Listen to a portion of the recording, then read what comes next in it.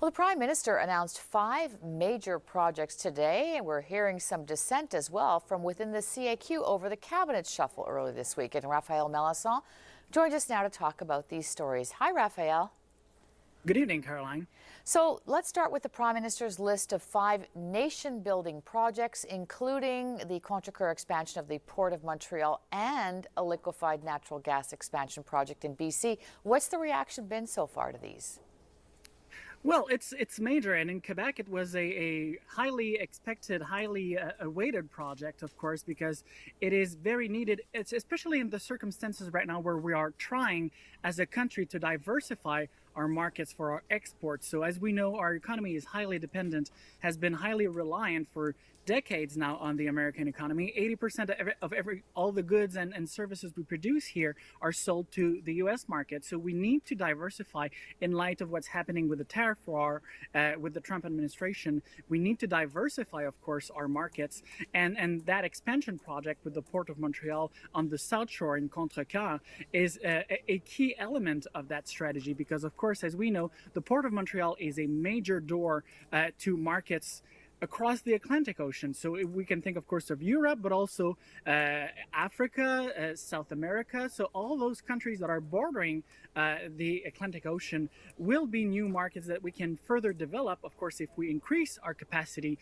to export and import goods from the Port of Montreal. So it's a major project. According to Prime Minister Carney, this specific project in Contrecoeur would would actually create 5,000 jobs during its construction. And after its construction, it would be 1,000 permanent jobs that would be created thanks to this expansion project. So it's a major economic downfall for the province, for Quebec and the Greater Montreal area. And all those 5 projects, Caroline, in total would be generating $60 billion more, according to the Liberal government, for the Canadian economy. So it's a hefty piece here that they have announced today. And also, I would add to that we are also expecting Prime Minister Carney to make an announcement this fall regarding the project for a high-speed rail corridor between Quebec City and Toronto. He wants to speed up the project to complete it in 4 years instead of 8 years as it is currently planned. So then again, major jobs, 51,000 jobs could be created just with this project for the construction part. Okay, I very quickly want to get to some grumblings we're hearing from inside the CAQ about the cabinet shuffle. One former minister saying she's lost confidence in François Legault. That's a first.